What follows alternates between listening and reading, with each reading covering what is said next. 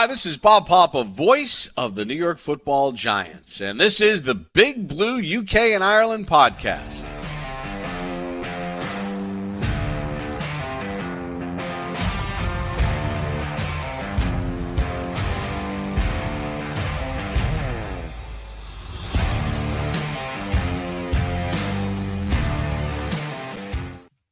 Welcome back, Giants fans, to the latest edition of the Big Blue UK and Ireland podcast, proudly in association with Andy's Mad Club. Remember, lads, it is okay to talk. This time we are 33% English, 33% Irish, and 33% Welsh, because we've got a visitor with us this evening. But as usual, we are still 100% Giants.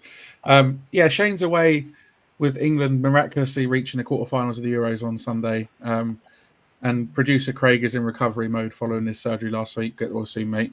It's myself, it's Kev, and it's fresh off the subs bench. Going with the football puns here. Like Ivan Toney on Sunday, regular viewer and all-round good guy. Jamie is back with us this evening as we get into one of our favourite topics here on this podcast.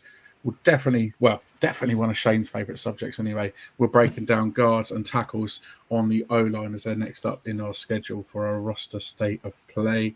Lads, happy Tuesday. Happy Tuesday. How are we doing?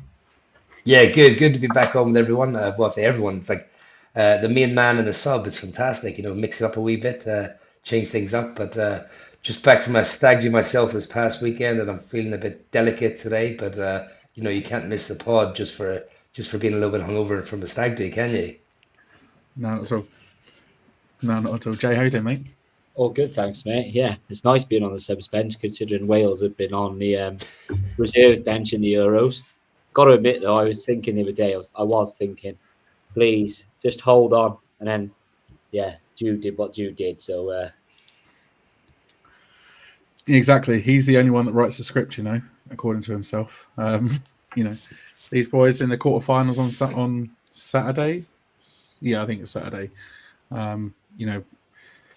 It's good to be English, but at the same time, it's not great. But we won't talk about that much more because nobody wants to hear us talk about English football. They're here to listen to us talk about Giants football. But yeah, it's always a pleasure having you, mate. I'm looking forward to hearing your thoughts shortly on the hopeful Pro Bowl season that Evan Neal's going to have.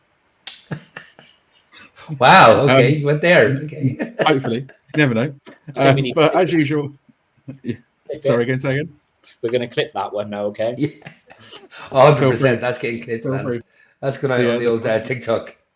The Pro Bowl season that Evan Neal's going to have, yeah? We'll see. As usual, if you are watching live, get your thoughts and questions in by dropping them in the comments. Don't forget to check out all of our socials as well. Follow the links in the description and feel free to give this video a big thumbs up if you are watching. As usual, we are going to start off with the latest Giant news. I'm handing over to Kev to give us the lowdown on the upcoming training camp schedule. Kev, all yours, mate. Yeah, well, the Giants have confirmed that they'll report to camp on, I think it's 23rd of July, with the first practice coming the day after, on July 24th, which also will be the first day that's open to the fans. The list of practices are open to the public are, the admission's free, but fans must reserve a ticket to enter. Giants season ticket members will have early access to claim tickets for 2 p.m. on the 9th of July, and the general public will be able to reserve tickets from 2 p.m.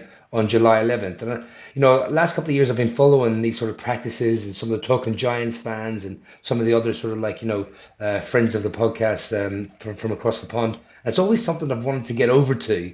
But obviously with us being so far over here, we have to pick and choose when we can actually get over, and camp would seem like a bit of a luxury, but it does seem really cool to be able to sit there and, interact with other Giants fans and content creators and actually see the practices going ahead and seeing some of these players live and go putting through their paces. Yeah, man. I mean, this is when I wish I lived in Jersey. Just to be able to go to training, just to be able to see these guys up close and personal in camp. Going 100% and giving it their all, because this is the time of year where they've got to prove themselves, especially those guys that are sort of on the fringe of the roster. The dates running through, starting off on July 24th, running through to August 6th. There's Saturdays aren't available to people to attend, but every other day is. And also at the end of it, we've got the 2 joint practices with the Lions as well, which I'm looking forward to. We had the same last year as well, didn't we? With the Lions, we had some joint practices.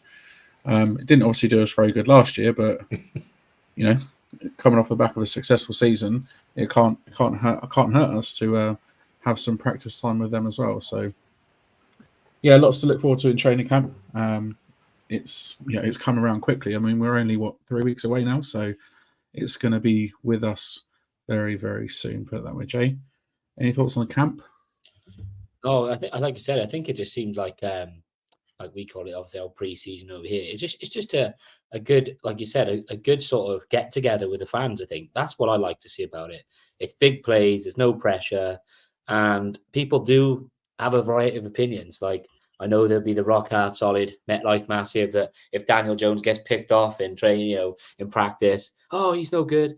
It really, really is good. And the Lions practice will always have an edge on it. Dan Campbell's not going to exactly say, just take it easy on them, because at the end of the day, he wants progress with the Lions. But yeah, and again, it's brilliant the fans can go there and it's free. There's a cost of living crisis across the whole of the world. So anything free nowadays, you don't grumble at.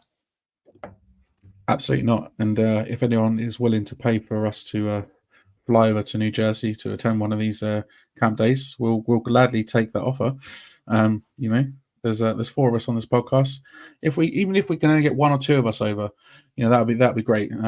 All donations are gladly and well received. I'm joking. I'm not joking. We don't expect anyone to pay for us, but yeah, it'd be great to be able to go 1 year. So you never know.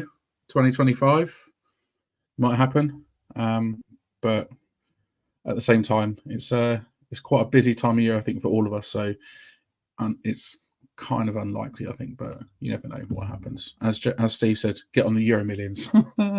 Yeah, if only.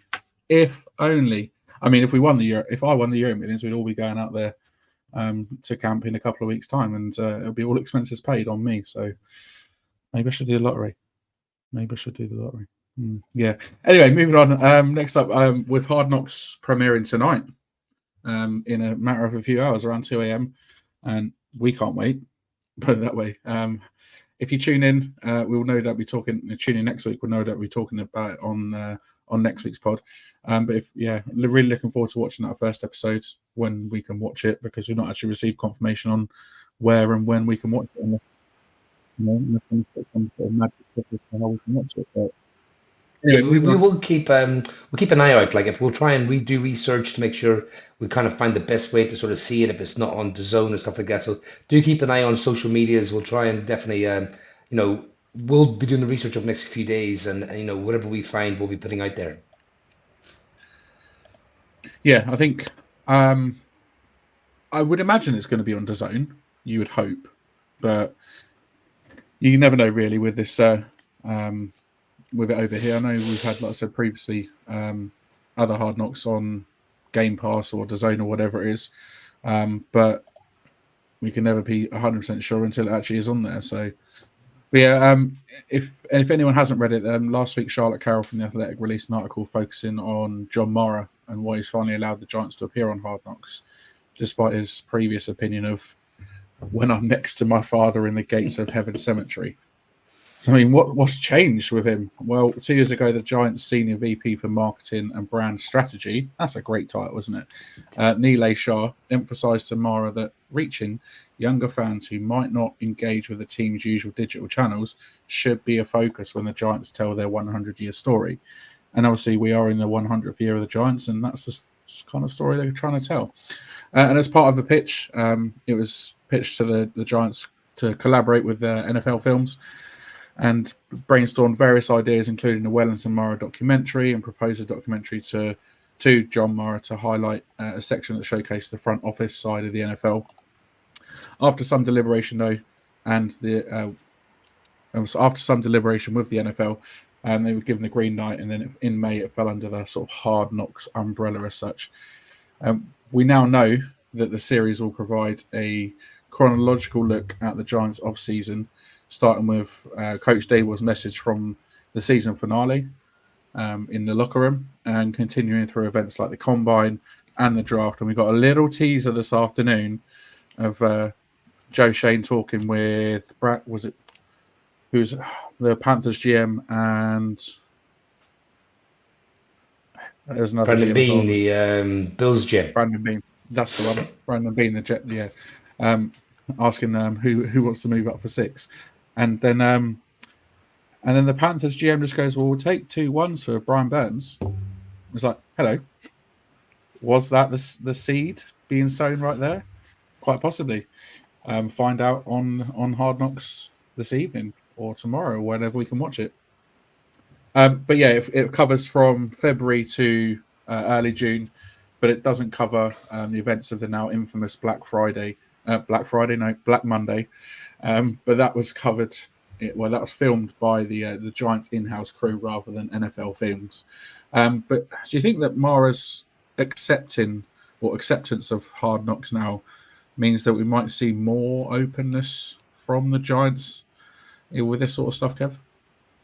Yeah, I do actually. I think because part of me was like, well, it depends how they come across. Like if this is a success, this sort of like a Hard Knocks off season, and they come across really well, then I could definitely see, we haven't been burnt here. Maybe should sort of open the doors a little bit.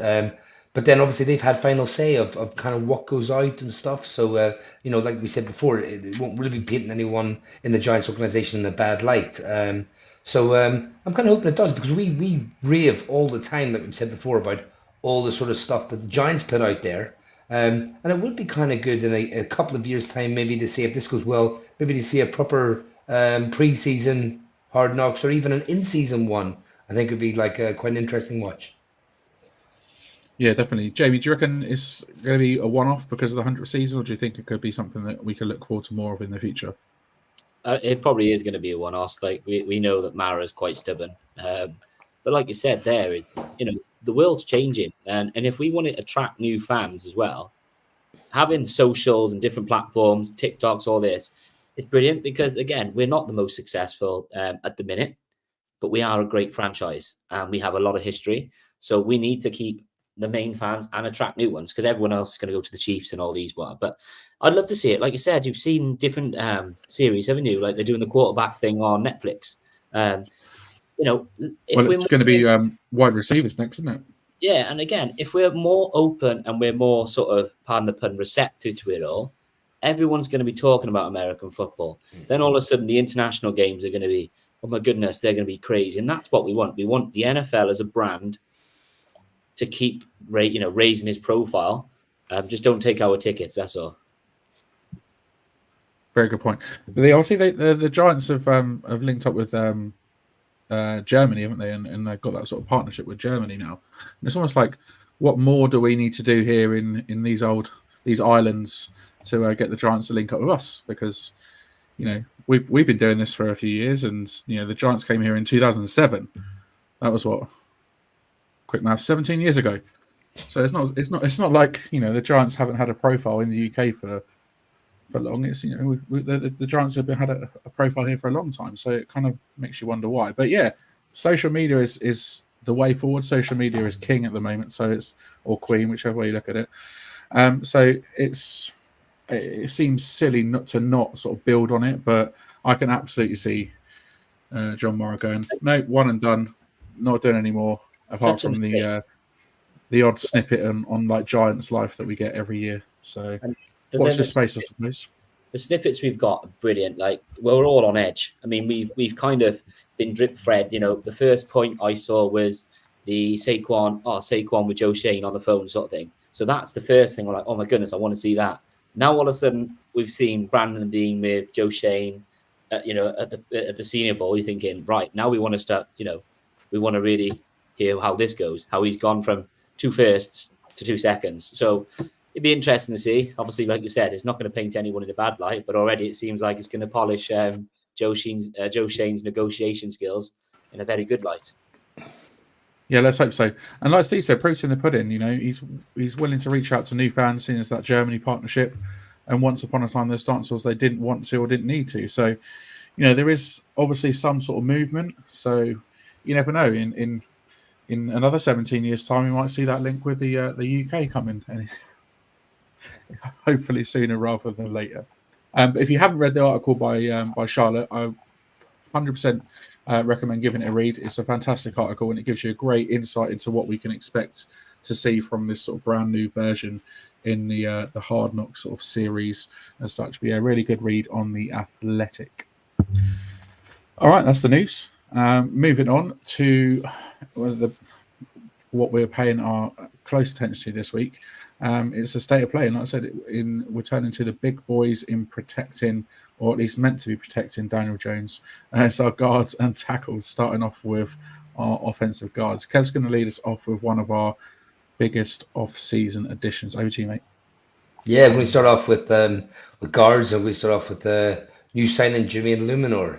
After winning the Raiders' right tackle job going into 2022, Eluemunor continued his upward trajectory with an impressive 23.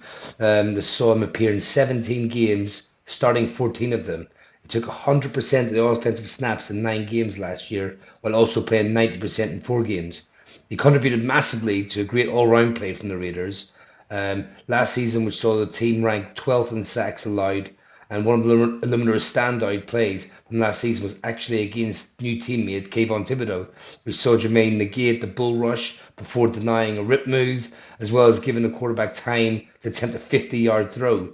He finished the season with PFF grade of 71.5 in the run block, 64.7 in pass blocking. Stats would have been enough to lead all Giants guards last season.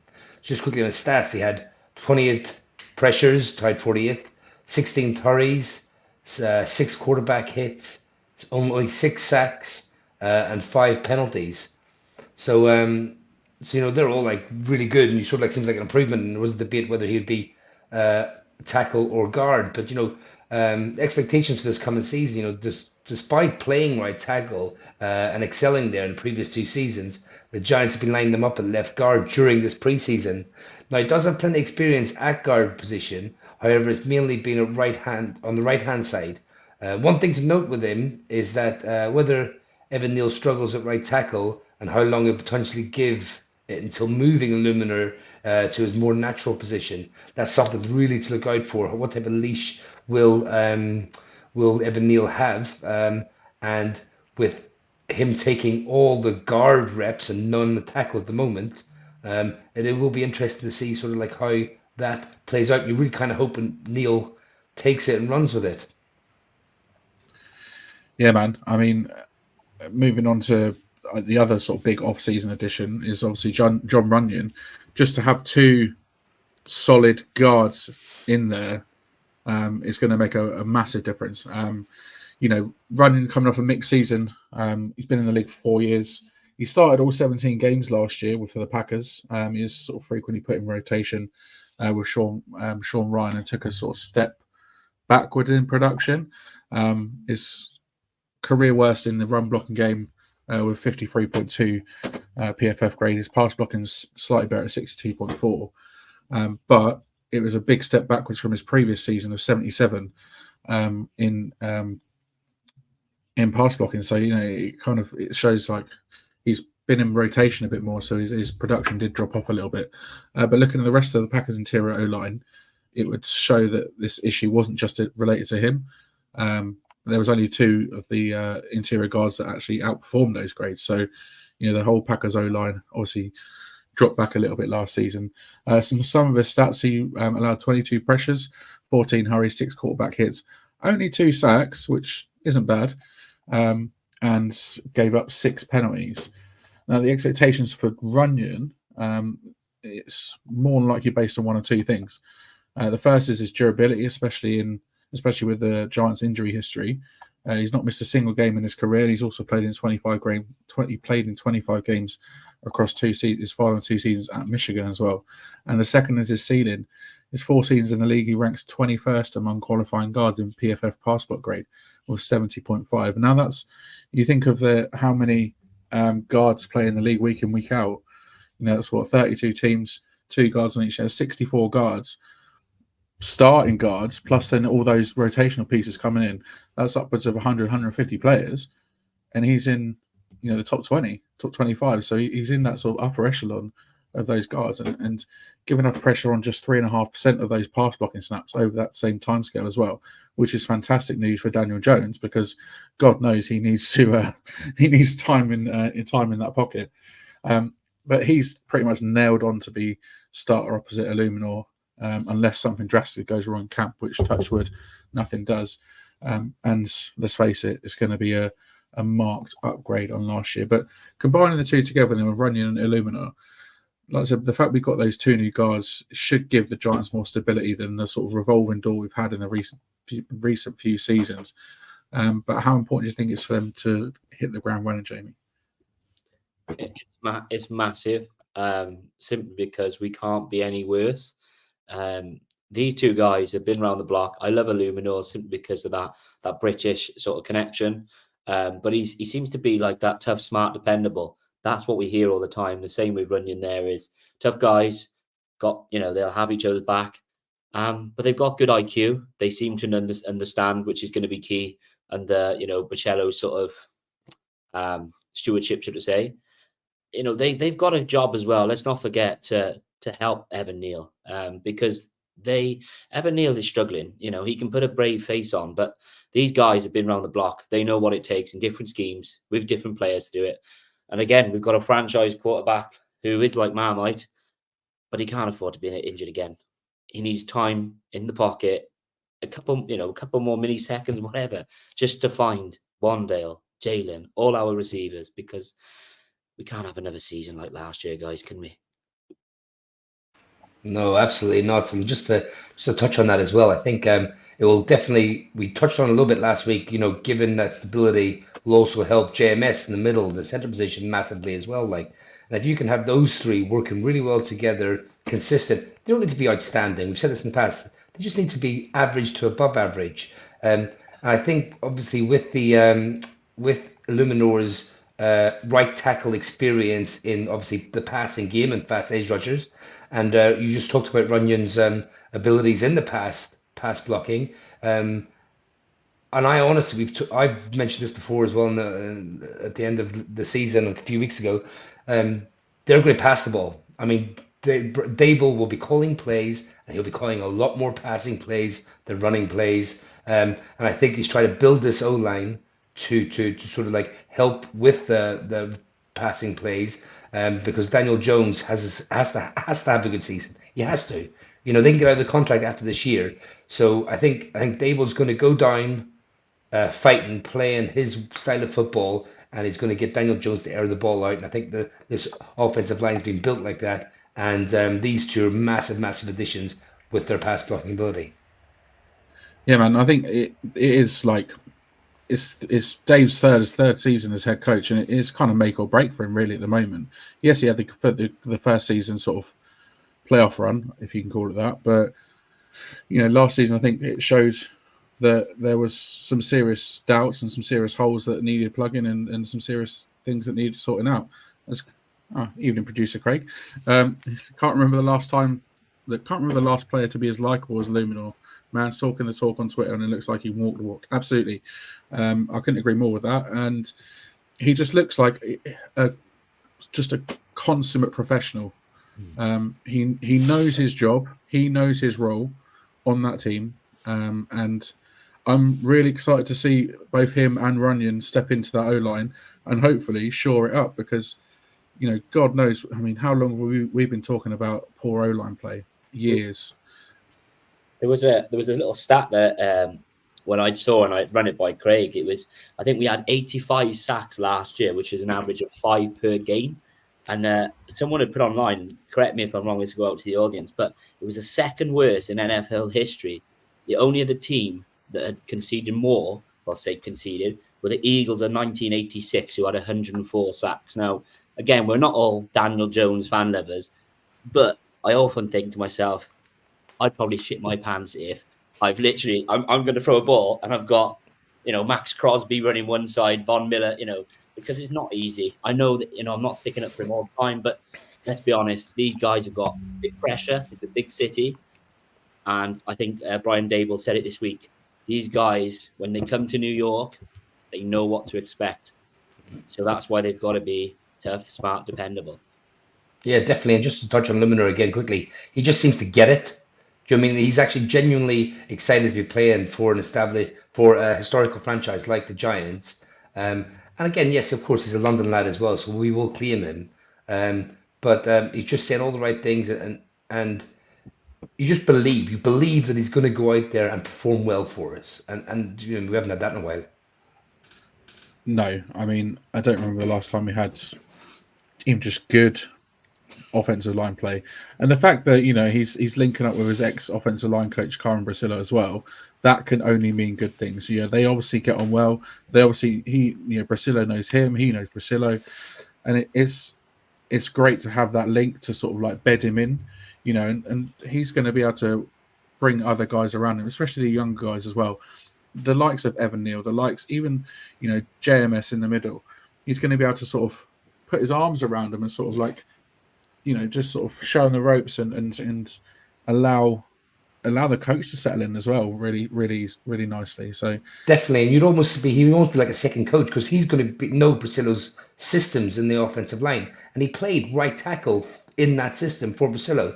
So you kind of think, although he has to concentrate on his own game, I get that, but you kind of would hope that he'll be with Evan Neal, just being that seasoned vet, going, you know what, on this play, I find it better to do this type of blocking. Do you know what I mean, just to be able to talk him through the nuances of playing that position.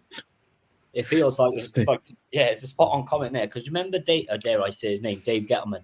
He used to say hogs, didn't he? Hogs. Yeah. I feel like Eluemunor and Runyan are two hogs. Like, excuse the accent, but they are. They're going to push you into the dirt. They're not going to, if Singletary's running past, they're not going to just stop. They're just going to keep driving you, and that's what we want to see, because that's what NFL's about. It's about tone setters. Yeah, and it is. If you set that pace up front, that pass rush is not going to want to come at you. If you just, what's the saying, pancaked him? If you just pancaked him, he ain't coming near you again, is he? No. And the thing is, you look at, the last few years in the league, and you look at players like Runyan and Eluemunor, they're just consistently good. They don't come out all, sort of fireworks and streamers, and they're just consistent. And when you talk about decent guards in this league, one name that would always come up for me would be John Runyan. So I'm mega excited that he's joined, and Jermaine Eluemunor as well. They've both got so much experience. They've still got so much to give, so much talent, and it's going to be great to see what they can bring to this O-line. However, obviously, with it being the Giants and with it being the Giants O-line, do we buy so much into the hype and the positivity? I know Shane's not here, so he can't give his take on things and, be Mr. Negative Nancy. But, do we really sort of buy into the hype? I'm joking, Shane. Where am I? Do we really sort of buy into the sort of positivity and the hype of these two? Or do we sort of have to sort of temper our expectations maybe just a little bit, just so we don't go into the season with too higher hopes? All right, then moving on. Another new name, should I say, to add to the O-line room. Kev, who's up next? Yeah, so next we brought in sort of another veteran player, and Aaron Stinnie. It took until last season. It took until week 8 against the Bills until Stinnie would get any meaningful snaps for the Buccaneers. However, after starting the game in place of the injured Filer, but he started a streak of 851 straight snaps until divisional round playoff loss against Detroit. Coincidentally, this coincided with the Bucs' running game improving drastically compared to the beginning of the season, when it was noticed that the Bucs coaching staff who lauded Stinnie for his rugged run blocking. His stats from last season was he gave up 32 pressures, 27 hurries, 2 quarterback hits, 3 sacks, and 4 penalties. So, he's sort of been there and done that to a certain extent. Stinnie will likely be a backup to previously mentioned new rivals, but he proved last season in Tampa that he's more than capable of stepping in and doing a solid job, which is definitely what we need. It definitely is, and I mean he's kind of one that's flown under the radar a bit because of Runyan and Eluemunor, but I do like that pickup of Aaron Stinnie. I think he's definitely got something to give. He's going to sort of play second fiddle to those two, but he's more than capable, like I said, of stepping in and doing that solid job, which is what we need. When one of them needs to take a breather, we've got a solid backup and come in and take and just pick up from where they left off. we're not expecting them to be perfect. We're not expecting them to give up no pressures, no sacks, no hits. We just want to see that consistent play, and I absolutely think Aaron Stinnie can give that. Someone that struggled a little bit, I think, in terms of finding his feet in the league, Josh Ezeudu. He's not had a huge amount of success so far. 2022 saw, he was a pick in the third round, and saw him struggle, like I said, with consistency. And then the last season wasn't much better. But a lot of that was probably down to circumstance, weird coaching decisions as well. He played all of 2022 and most of the preseason last year, and then they decided to try him out at tackle. And when Andrew Thomas went down with his hamstring issue, it was Ezeudu and not the person you would have expected, swing tackle Matt Pert, that would be his replacement. But unfortunately, in his new position at tackle, he struggled. And he struggled so badly that the Giants made the call to get Justin Pugh off the couch to help. And then turf toe in week 6 saw him go on IR, and he was never reactivated, which ended his season after just 266 snaps. For expectations for Ezeudu, it will do him the world of good, I think, just to be a backup and work closely with the likes of Runyan, Eluemunor, Marcellus, even Aaron Stinnie as well. There's 3 experienced guys there that he can work with. He's going into his 3rd year. He's got a year left on his contract after this. So it's almost like he's going to need to start to show and prove something to the coaches and the GM this year. He does have talent. If you haven't seen his interviews or anything like that before, obviously we know he has a speech impediment, but the way he just battles through and he carries on and just says what he needs to say, it's almost like you just want to see that on the field. I've got so much time for the guy, but at the same time, it's like we need to see that proof on the field of what he can do. He's obviously missing something, but hopefully, again, like having those experienced people around him will help him, and not just help him in terms of, the way he plays, but just sort of being that smart, tough, dependable guy that we need on the line. And I think having Stinnie and Ezeudu as the 2 backup guards could be potentially a really good sort of 4 solid guards there. But Ezeudu's got a lot of work to do to get to that level there, I think. What do you reckon, guys? Yeah, I think so. I'm just looking now at his stats on PFF, and it was like he gave up 5 sacks in 266 offensive snaps played. Now, that sounds quite a lot, and then you take into account his 6 penalties. But again, like, I'm rooting for this guy because, like you said, he's come through his own diversity, his issues with his speech impediment, and he didn't let that faze him. So there's a guy there. That's somebody that is willing to fight. He's willing to do these extra things to sort of not have any excuses. And again, it is year 3. It's normally the year you could probably say that's make or break. But listen, we haven't got multi-millions of dollars, that we can go and spend on all these top guards. So it comes down to coaching, and we've got a very good offensive line coach this year, who I hope will show that Ezeudu will, sort of step up and make things count. Yeah, it's almost like his versatility has sort of been downfall a little bit, because he did play tackle and guard at UNC, and he's sort of come in. He's done that with the Giants as well, and you do want to see him kick on. And I think I'd love to see him be like Brazil's like pet project, as in like take him aside and just coach him up and really sort of like concentrate on trying to get his sort of fundamentals back to a decent standard. Yeah, I mean, I don't think he would necessarily ever be good enough to be a starting guard, but he's definitely got the talent and potential to be that sort of depth piece on somebody's line, whether it's with the Giants or whether it's another team. Don't forget, he's still young. He's still got a lot to learn, and like I said, he's come through his own sort of hardships in his life, and I'm sure he'll get over this as well. So I've got a lot of time and look forward to seeing what he can do. Next up, Kev, we have someone returning. Yeah, Marcus McKethan, another Tar Heel as well.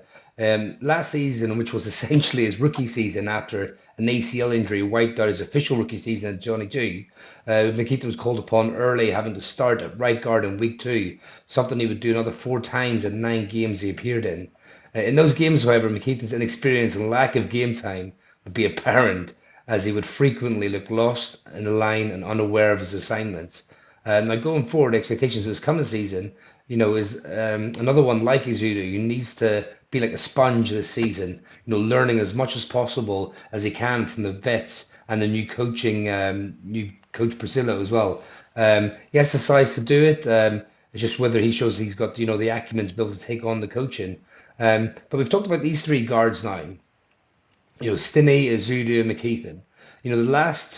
These last 3 players are potentially vying for 2 or even 1 position on the roster. Stinnie looks the most likely to have it, as he's a lock, but are the other 2 already at a disadvantage due to the poor season that they had last year? What do you think, Dan? Potentially. I think McKethan, he didn't really show anything, to me personally, didn't show anything to think this guy could be good. I think he struggled quite a lot last year. Obviously, he came off that ACL injury in his rookie year, so you kind of get that he hasn't played many snaps, but he just looked sort of almost not necessarily out of his depth, but he just looked sort of as if he just deer in headlights kind of thing, and I can see him, maybe ending up on practice squad to start off the season. Whether he gets picked up by another team, I don't know, but I think Ezeudu has more of an advantage because the fact that he was a 3rd round pick, and yes, obviously he's had his injury problem as well, but I think he's shown flashes of his potential, albeit sort of very small flashes, but he's shown flashes of his potential, and I think the Giants like him, so I can see Ezeudu getting the nod over McKethan for sure, but I definitely see McKethan. There's a spot for McKethan on the practice squad potentially. Yeah, what about your thoughts, Jimmy? Yeah, I think so. I think Stinnie's got the experience, isn't he? I think Stinnie is in the driving seat there. He played in a very high octane offense in the Bucks, with quite erratic quarterback play as well. Despite Baker Mayfield being so great, he was still quite erratic. So I think he's got that experience. Ezeudu, I think it's just, a lot of people are rooting for him. Could it have been rusty? Could it have been teething problems? Who knows? But McKethan, I think, like you say, he reminds me of like a Matt Peart situation where it's practice squad, called up if you needed sort of thing. But he's a good sort of camp body, keeping the building just in case sort of thing. Yeah, just one thing I will say about Stinnie as well, and I do agree with exactly what both of you have just said. The thing with Stinnie as well, because of that starting experience that we've talked about, if that leash is short for Evan Neal, and he needs to be pulled, I think moving Eluemunor to right tackle, and you could see Stinnie start at that left guard position, and it wouldn't necessarily be much of a drop off or as big a drop off as you would expect from the other 2 players that we've just talked about. Yeah, and then obviously on the fringes of the of guard position, we've got 2 players who they're probably just going to be camp bodies, aren't they? But we've got Jalen Mayfield. He started the preseason last year with the Falcons. He was released during final cutdowns. He then signed for the Giants practice squad, and would believe it or not see the field in 3 games. Including 46 snaps at right guard against the Dolphins, in which he allowed 5 hurries. But it will be an uphill battle for him to make the roster, especially after those external signings further up the depth chart. The Giants have typically had 4 guards on the roster, and his route to the team is most likely going to be practice squad again. And then last up, Kev? Yeah, we've got Jake Kubas. He was a team captain last year. He's a rookie undrafted free agent.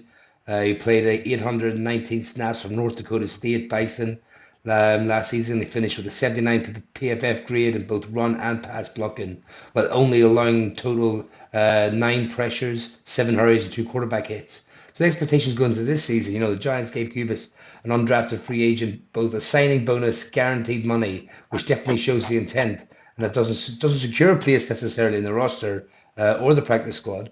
But he'll need to make the most of every snap across the preseason in both camp and games. But it could just be making the coach staff fall in love with him. And he's one of the players that I kind of went back and watched after we signed undrafted free agents. And I didn't watch him before the draft, but after watching him post signing him as an undrafted free agent, I definitely thought he had a draftable grade on him. And he's definitely someone that I thought could have been or should have been drafted. So maybe not one to make the actual roster, but I can definitely see him being on the practice squad and being a player that they'd like to develop. Nice. I didn't even know he was on our roster, to be fair, so I've learned something new this evening.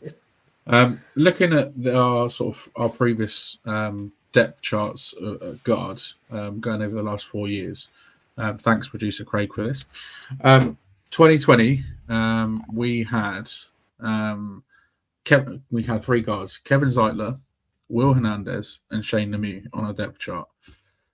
This is the start of week 1 starting depth chart. 2021 saw us lose Kevin Zeitler to Baltimore, and we replaced him with Ben Bredesen, along with Hernandez and Lemieux. Hernandez then left in 2022 with Mark Lewinsky, Josh Ezeudu, Jack Anderson, and Tyree Phillips all joining Bredesen, and Lemieux was on IR as well that year.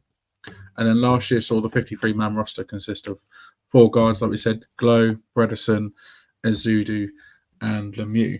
Now, looking at some contracts, I know you love a bit of contracts, Kev. Jermaine Eluemunor for this year is $1.25 million guaranteed. It's all fully guaranteed money. Next year is due $5.75 million with no guarantees. John Runyan, 3 years. He's fully guaranteed $3.75 million this year. He's due $9 million next year with $5.75 million of that guaranteed. And then in 2026, again, due $9 million, but none of that is guaranteed at all. Aaron Stinnie is just on a 1-year deal with $1.125 million and no guaranteed money. Ezeudu and McKethan, neither of them have any guaranteed money. Ezeudu's got 1.2 mil this year. McKethan, 985,000. And then lastly, Jalen Mayfield, net 985,000 this year, and Jake Kubas of 795,000.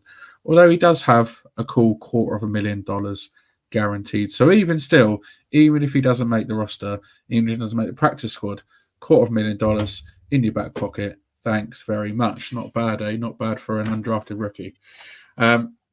So projection time then. The Giants took 4 combined centres and guards in 2022 and then 5 in 2023. With there being no centre coverage amongst our current guard setup, that likely means the Giants will choose 2 dedicated rather than just the one that we've had over the last 2 years. Do you think that makes the guard position more competitive this season? And is that a good thing for the roster, Kev? Yeah, I think so, but because I definitely see, like you said, that there will be JMS and Slotman will be dedicated, center and backup center. It does make it tight. I mean, does Eluemunor's flexibility of being able to play guard and tackle factor into that? And you might keep an extra guard because you think that he's going to be a backup tackle essentially. I could, if Neal goes down, Thomas goes down, I could see him just moving out to those tackle slots. So it will be interesting to see the construction of the offensive line and how many we actually keep. But I mean, I don't want to be too optimistic, but I do feel like if Evan Neal can find his way a little bit, I think the interior line could be actually quite good next year. Those 3, like we talked about, those 3 middle spots, I think could be very, very good. And I'm excited to sort of see them go out there and play well. Can we just keep the injuries down? Just like you talked about all these guards, McKethan playing, Ezeudu playing, like every backup seems to play for us. Whereas other teams, yes, they have their fair share of injuries, but they seem to keep most of their line intact for the season. Yeah, that's the thing. Like having the line stay healthy is such a key part, and having all these different names coming in, coming out, coming in, coming out, it just leads to inconsistent play. Jay, what do you reckon? Yeah, spot on. I think that's the key term there is inconsistency. We've had no consistency on the offensive line. We are probably, I haven't got it to note, but I bet we're probably up there with the most injuries in the NFL. Hence the MetLife turf and all this malarkey. But like one thing I keep thinking is Darren Waller's contract situation and the money that we've saved. Are they looking at now other alternatives? For example, camp bodies that are now, say, I don't know, that when the cuts happen, are they keeping that open and thinking, right, maybe we've been burnt in the past having, let's be honest, below par centers or backups. Are they going to keep it that? Because I know we all want these flash edge rushers, but to be honest with you, that's more curable than what we have if we don't have a front line to protect our quarterback. So I think maybe that's what I'm thinking. Maybe Joe Shane is keeping a bit of money there to pick up someone from, say, Tampa Bay's practice squad or something. Yeah, it's always good to have that little bit of money in your back pocket. Obviously, once it comes to final cut downs, that 53-man roster, that can change in an instant. They could go out and see, like you said, a guard's been cut by Tampa Bay that they really like. Let's make some moves and let's bring him in. Pay him some money and move some of these other guys off the roster. It can change so quickly, and it no doubt will as well. The final 53-man roster we see announced on final cutdown day, it will probably be different 1, 2, 3 days later. So there's always these moving pieces on the roster, and whether we take 3 guards or 4 into the season, I would be surprised if we did take Eluemunor as sort of that dual threat sort of guard tackle, and then so we can then have space for that third guard on there as well. But we'll talk more about tackles in a second. Because that's what we're going to talk about. Well, I suppose that's what we're going to talk about now, and it's tackles. Where else can we really start apart from one of the best left tackles in the league? Of course, it's Andrew Thomas. Obviously, last season it wasn't the best season for him. It started pretty badly. He had that hamstring injury in week 1 against the Cowboys. It saw him sidelined until week 9, which it kind of just meant we were just fighting a losing battle every week. And even then, when he came back, he was still clearly suffering. He was asked later in the season about whether he should have stayed in the week 1 game, but he brushed it off, saying, if that his mindset is that if he can go, he will, and he'd do the same thing given the opportunity. Which don't get me wrong, it's a great mindset to have if you're good and you can go, great. But at the same time, if you are carrying an injury, it's almost a case of, do you make it worse by carrying on playing, or do you take yourself out of the game and try not to make it any worse than it already is. But despite the fact that he had his injury issues, he was still able to post an 80.2 PFF pass blocking grade. But he did struggle in run blocking with 64.1, and it was his worst since his rookie year. Some stats on Andrew Thomas last year: allowed 17 pressures, 12 hurries, only 1 quarterback hit, 4 sacks, which is very, very unlike him, and allowed 2 penalties as well. I mean, I think we all know the expectations for AT this year. Let's face it, it's not even a question whether he's going to be starting. It's not even a question whether he's going to be the best tackle on the team. It's not even a question if he's going to be the best tackle in the NFC East. It's not even a question he's going to be one of the best tackles in the league again. But, he's got a contract for another 5 years. If he can stay healthy for the whole season, Daniel Jones's blind side, hopefully, touch wood, it's on lockdown. Nobody's getting past the guy. We've all seen Andrew Thomas in his prime, what he brings to this line and what he brings to protecting the quarterback. And when you see defensive linemen and these defensive rushers getting past him, it's almost like a shock because you don't expect to see it. So looking forward to seeing a healthy Andrew Thomas this year. Now, even though he had that solid season despite injury, how much more do you think he'll enjoy having someone with more experience like Eluemunor next to him, Kev? Yeah, I'm really looking forward to see him come back, come back healthy, right? Having a full off season, coming back fully healthy, and like you said, having that sort of seasoned vet right next to him, you know, is sort of he has been the only shining light on this offensive line for a little while now. And that injury last season was just such heartbreaking because if one player didn't want to go down over a stupid play, you know, you have to question some of these decisions. Like, can we not have Andrew Thomas out there for a play like that? Can we not have Dory Jackson returning punts and that type of carry on? But like having Remember, Eluemunor Kev, next to these him. These coaches are gone. It's fine. It won't happen again. Yeah, but like, yeah, Hopefully. but Eluemunor, like, sitting next to him, I think will benefit him massively. He can just concentrate on making sure he's the best player he can be, and when he plays to the best of his ability, he's a top 5 left tackle in the league. Yeah. Do you think it'll help him out having Eluemunor next to him, Jay? 100%. I think Andrew Thomas, even with the other poor offensive lineman next to him, was solid. He was smart, tough, dependable. He was, for me, he was probably our offensive player of the year. He has deserved the contract that he got. He deserves to be up there and considers to be one of the best there is. Like you said, it was very unfortunate, but it was just our luck that he had that injury. And again, fingers crossed, it doesn't happen this year. But like you said, if he's looking inside and he's seeing a versatile Eluemunor who's got experience, he's looking across the line. JMS also has more experience either side of him. Surely he's going to feel more comfortable, and then he can put more into his game then because he's not worrying about everyone else.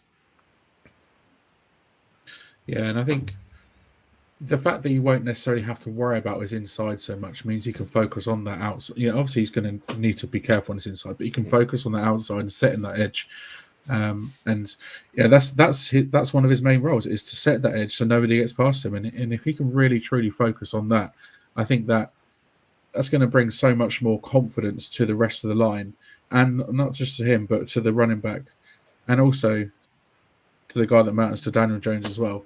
And it would just make everything look and feel more comfortable and competent, and hopefully, touch wood, consistent as well.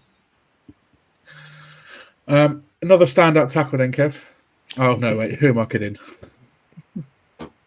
Oh, the shade's coming tonight, isn't it? Oh my God! Right, so we're obviously talking about Evan Neal. Like his season last season. Like, if you were hoping for him to have an Andrew Thomas-esque resurgence from Neal 23, and then you were more optimistic than the rest of us, because if anything, it was worse than his already poor rookie debut.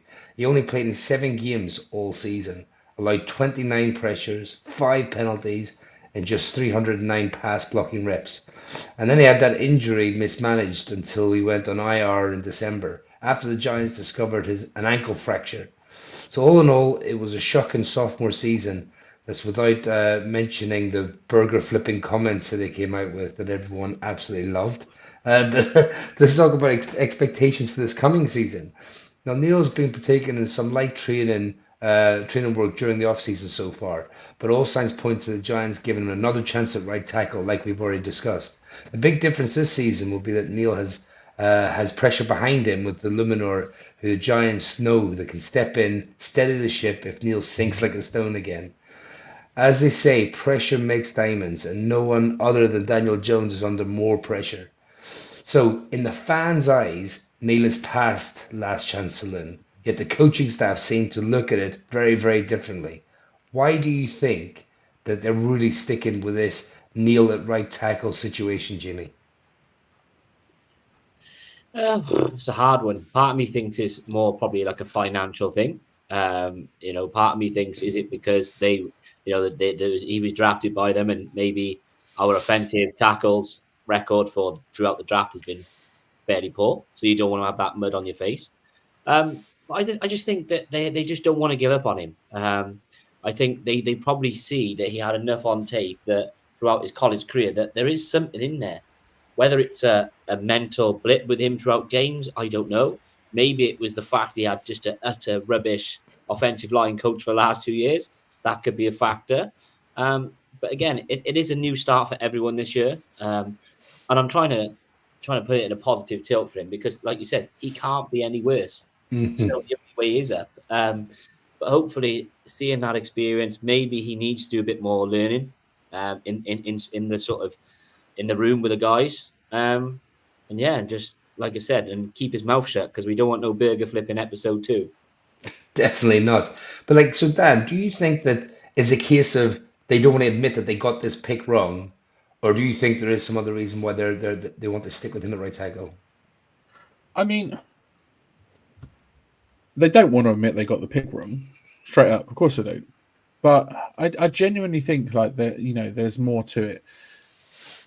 He was number 7 overall pick. Do you really think they are going to give up on such a high draft pick after 2 seasons? Probably not. The sheer size of the man as well. He's 6'8". He's listed at 340. For those in British, that's 24 stone, just over 24 stone, and that's not 24 stone of lean muscle, isn't it? That's 24 stone of lean, hard muscle. That sounds really bad, doesn't it? Lean. All right, Dan, calm yourself there. He's a unit. He's an absolute unit. And I think, and to be fair, he was consensus one of the top tackles in the draft. So like exactly. It wasn't like they made it definitely wasn't like a Flyers pick where that was questionable when we took Flyers the top 10 a few years ago. God, don't talk to me about Eric Flowers. But he was consensus. So like, everyone, if the Giants front office was wrong, everyone in the league was wrong. Exactly that. Because who is the other tackle that was touted alongside him? I can't remember his name. Iquanu, was it the Panthers tackle? Iquanu, that was it. Yeah. It was a toss-up between the two, wasn't it? It's like, who do we go for, Neal or Iquanu? Neal, and obviously we've picked up Evan Neal. And let's face it, who's heard of, obviously Iquanu's on the Panthers, I know, but has anybody heard how well he's doing, or has he turned out to be an absolute stud? Exactly. So it's not ever a guarantee that these guys that are going in the first 10, 15 picks are going to end up to be worth it. Again, Jamarcus Russell, case closed. But I think, and another reason as well, I think the coaches believe they've got to see something. They've got to see potential in there somewhere. They're going to have watched so much tape on him from Alabama, and I genuinely believe he's got the potential to be a good tackle in this league. I don't know about great, but a good tackle in this league. And I said the coaches and the GM must see that as well. I think we've yet to see it. Whether that does come down to coaching, I mean, he's not had the best start to his time in the league with the coaches he's had. But it could be down to a multitude of things. But he's putting in the work in the off season. Last year he went and did some extra work with, I can't think of who it was now off the top of my head, but ex-offensive lineman in the league just to work on his footwork. So he's putting the work in. It just comes to game time, it all just goes, doesn't know what to do. But if it doesn't work out for him this year, then I think we could potentially see that rookie contract either being traded away or ripped up or whatever. Because I think this is his, make or break year, and I think having those experienced pieces around him is only going to help him. I think for me as well, hearing about the offensive setup that we're looking to have now with Dable almost throughout the consensus appears to be the one who's going to take the reins. Maybe it is the case of speeding things up. Maybe he just can't stand in there for a couple more seconds than anyone else. It's the case of quick push, and get the ball, released. And maybe it's just something as simple as that. But again, Dable will not give up on people. Like you said, he's loyal to his players. He sets a tone and he says everybody's got to step to that tone.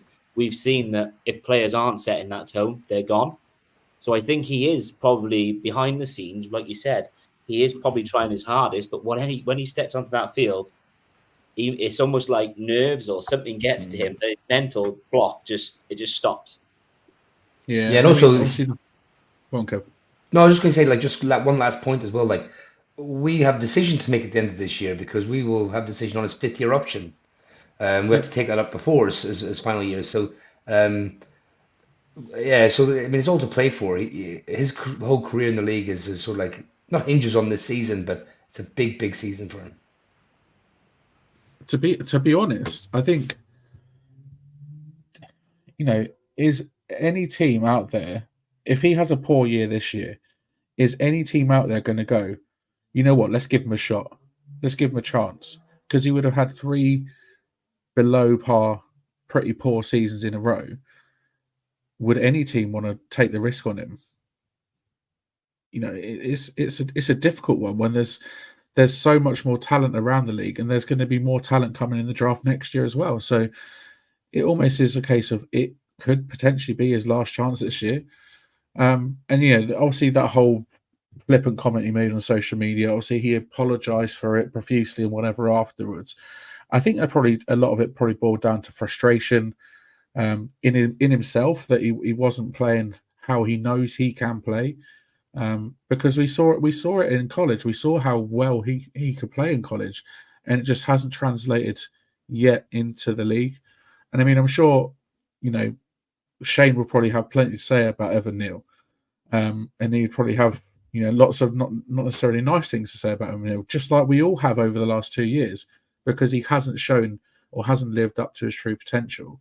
But I genuinely think there is something there that these coaches can work on to allow him and to, for him to be successful. He doesn't have to be the best tackle in the league. We just need him to be, believe it or not, consistent. That keep coming back to that word, consistency.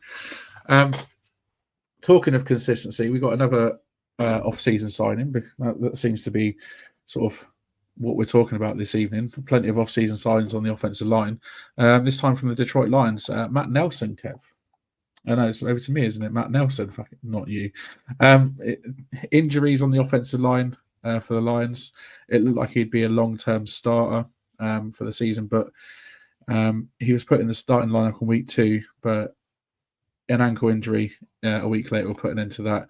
And that ankle injury ended his season, and as they weren't able to he had surgery on it afterwards. He will have the most experience of all the remaining tackles, and although it's likely that Eluemunor will be the backup option should AT or Neal go down, they'll need another swing tackle, and he's coming off an injury, so he'll still have to earn that place on the roster. But Matt Nelson is, he's got a lot of experience, and I think he could potentially sneakily, maybe make the roster as well and bring something into this team. Again, that's another sort of signing that went under the radar a bit, is Matt Nelson, and I think it could potentially work out to be quite a shrewd little signing for Joe Shane. Who we got next, Kev? You're on mute. We're going to talk about Joshua Miles. Miles started last season on the Falcons practice squad until October 17th, when he was signed by the Giants as coverage for the injured tackles. He was active for 3 games, however, didn't play a snap. He was waived on the 20th of November and then signed a future deal in January. Miles has the intangibles and the athleticism to be a solid tackle. However, it's a technique that definitely needs molding. Many analysts believe a cross-training at guard could be potential, but it's likely he'll do that on the practice squad this season. Yeah, I mean, Josh Miles, I don't know too much about him, but again, he's going to be likely to be one of these bodies that he's there if we really need it, but likely to be, like you said, likely to be practice squad. Moving down the depth chart, Yodny, Uplonka, Cajuste, Yodny. You like that? You like that one? Yodny, Uplonka. For those that don't get the reference, Only Fools and Horses. Check it out. He was released by the Patriots during the preseason last year. He visited both the Jets and the Giants before signing with the Jets. But an injury saw him revert to the waived and injured list, and he was released later after that. The Giants signed him to the practice squad once he was healthy, and then in January signed him to a futures contract. Expectations for him: he's 28 years old, so he's on the sort of older side. He's missed 3 of the 5 seasons he's been in the NFL due to injury, so that doesn't really hold him in good stead for the future. Another injury in preseason could be curtains for him and his NFL career. if he does stay injury free, it's likely to be practice squad or nothing. I think for Cajuste. Anyone disagree? Nah.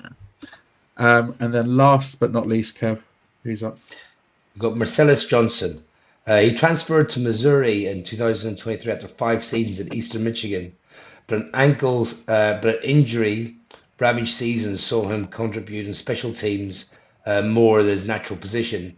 NFL draft insider Tony Pauline did say if you go and look at the EMU tape, you'll realize he could be a legitimate player. So Johnson will need to do everything he can to impress the coaching staff and will likely need to learn both the playbook and the versatility of tackle and guard to stand out. The undrafted rookie free agent was highly sought after, though it could be a practice squad member. And I will just say one thing quickly about sort of like O-line as well. Like, unlike previous practices, they can't sort of stand out the way wide receivers stand out, the way cornerbacks stand out.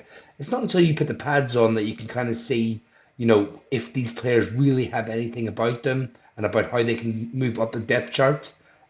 So just keep that in mind when we start talking about offensive linemen. I mean, but like it is concerning with the depth at tackle though, and it's still a bit underwhelming. Should we be looking at guards to provide flexibility and depth behind Thomas and Neal? Dan, what do you think? I mean, maybe, but then I would, like I said earlier, I wouldn't be surprised if come cut down day we make some moves, bring in maybe a tackle, maybe even 2 if we need it. The depth isn't great. Although we've got Eluemunor as a backup if needed, I think if Matt Nelson doesn't get that spot because of his injuries, we'll be in trouble. I think with Matt Nelson in there as swing tackle, it gives us that sort of little bit of breathing room maybe. I haven't seen enough of Josh Mills or Yodny Cajuste or Marcellus Johnson to know. I don't think any of us have to know that how well they play or how well they could potentially play, or how poorly they play. So I think that the depth at tackle is a bit concerning at the moment. We are a bit light, especially outside of Andrew Thomas. It's looking quite concerning, really. The fact that there's such an important position on that offensive line. We only really have. I say only really have. We've got that stud in Andrew Thomas, but outside of that, it does look a bit squeaky bum time. Yeah, Jimmy, what do you think? Do you think Matt Nelson is enough to be like a swing tackle, or do you think someone like Eluemunor will be considered the next man in at that tackle spot? I think yeah, you've got to have versatility, because the best sides do have versatility. They have multifaceted players that can go along the line, and you wouldn't think that they're interchangeable. It's like, wow, how good, we didn't realize he's a good tackle. It is a big worry. It is a red flag that, like you said, that the names we've listed there, they all have injury problems. They are unknown, but like you said there, Kev, the brilliant thing is when they're in pads, they become someone else, don't they? They become this animal. They've got a point to prove, is what I'm trying to say. And even though they may not be the biggest branded name, they may all of a sudden become somebody, and then everyone's talking about them because they've put, I don't know, they put Kayvon Thibodeau on his ass. Do you know what I mean? It's something. It takes one play to make a coach think, right, this guy can do it. So yeah, I think if we can try and make a bit of versatility along the line, I'm all for it. Yeah, you do make a good point there about seeing with pads on in practice, and don't forget, like Matt Nelson was on the Lions squad last year when we had padded practices against them. So the Giants would have seen him from there, and they must have seen something in him to want to go and sign him this season when he was available. Yeah, man, definitely. And I think, is it just me, or do you think it just looks quite funny when you see the offensive line with the head, they're almost like helmets on their helmets, aren't they? Yeah, it's like halos, or whatever they're called. I get it, obviously. They look like the bot brushes, don't they? The toilet brushes things. Like you just want to tip them up and just kind of put them around. Like, well, it is. I get it. Do you know what? I think it just looks silly, but there's a reason for it, as we know. Absolutely. There's got to be a better way of doing it though, surely, because they just look stupid. It looks hilarious, but it looks stupid. Looking back at our previous depth charts at tackle, then, so in 2020, we had Cameron Fleming. Who remembers Cameron Fleming? He was joined by Andrew Thomas, Matt Pert, and Jackson Barton. Who remembers Jackson Barton? 2021 saw us start the season with Nate Solder. Yeah, that guy, Nate Solder. Andrew Thomas and Matt Pert. 2022 then saw Evan Neal join along with Devery Hamilton. And then with Andrew Thomas, Ezeudu, and Tyree Phillips. And then last year saw Andrew Thomas, Matt Pert, Evan Neal, and Marcus McKethan as listed as our 4 tackles on the depth chart. Contract-wise, we all know Andrew Thomas is getting paid an absolute fortune. 2024, he's due just a smidge over $14 million, which is fully guaranteed, as is his money next season at a cool 16.4 mil. Running through to 2026, where he's guaranteed 15.4 million or 15.9 million that his contract is. All the way through 2027, 15.4, 2028, 18.4 million, and 2029, 18.9 million. But none of those last 3 years have any guaranteed money. I mean, that money just screams best left tackle in the league, because that's what you pay him. On the other side, Evan Neal this year is guaranteed $985,000. Grant needs on his rookie contract, but to only be guaranteed that small amount of money, do you think he's going to be borrowing money off AT? Like, can I borrow a little bit, please? And then going in... Say again? You might have to flip some burgers. Yeah. He might have to flip some burgers, yeah.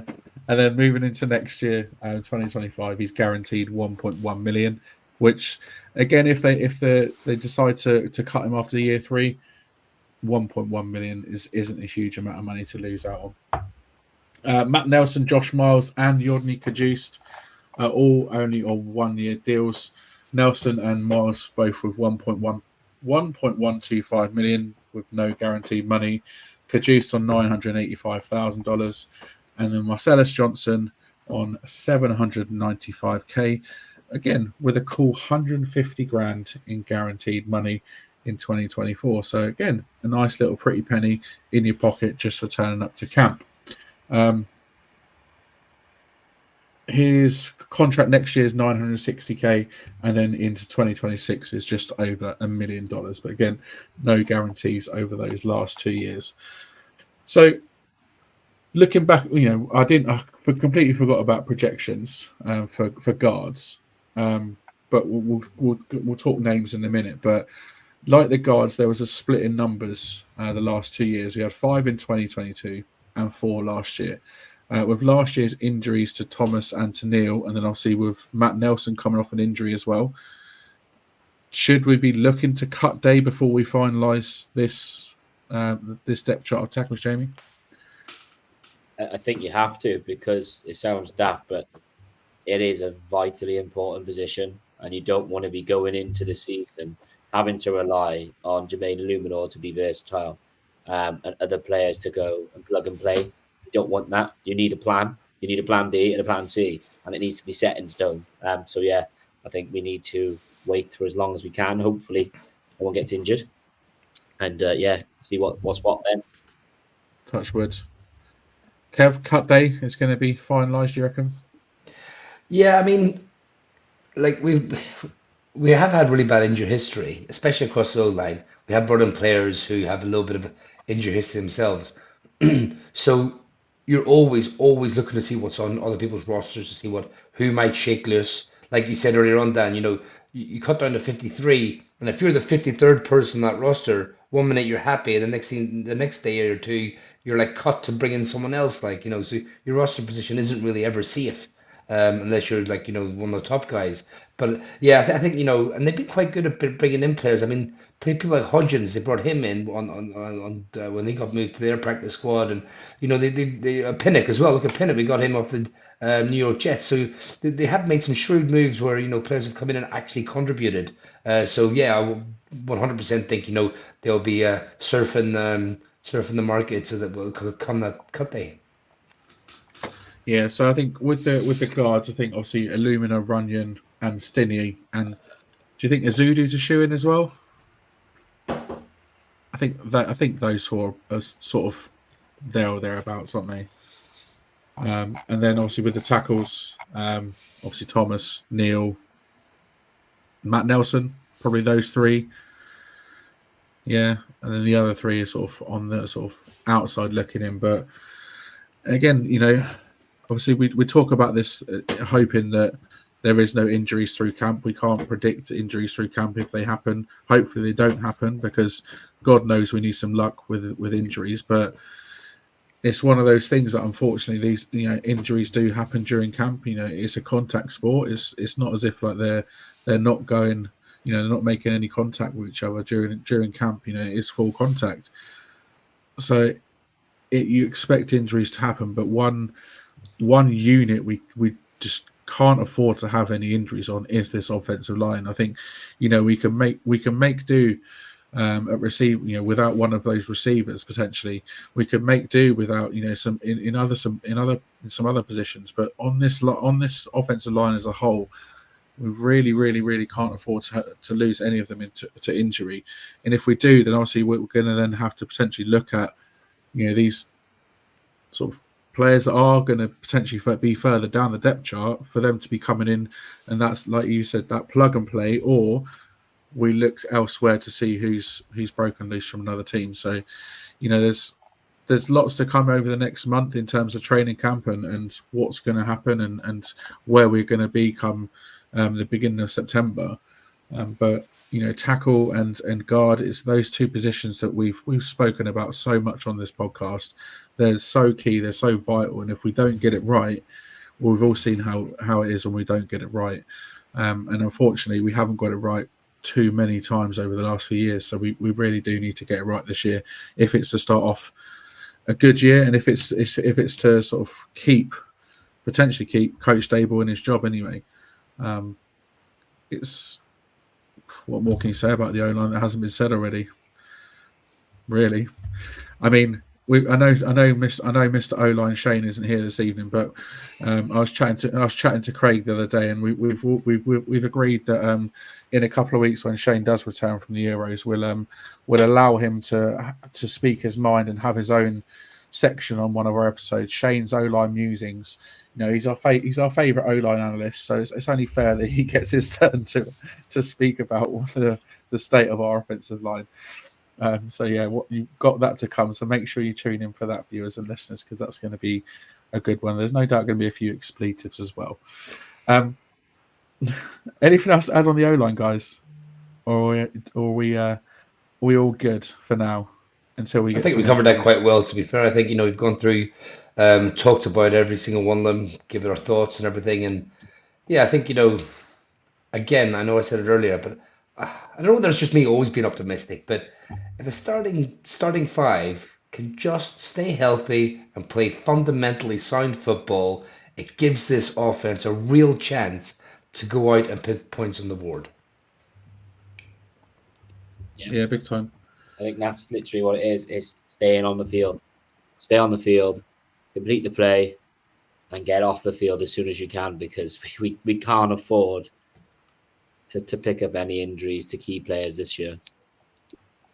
Absolutely not. Especially players like Andrew Thomas, Jermaine Eluemunor, John Runyan, John Michael Schmitz, Evan Neal. Maybe. Maybe. We'll see. But that is the O-line done and dusted. But like I said, don't worry. Shane's thoughts are going to be coming on it in a couple of weeks' time. So like I said, tune in for that one.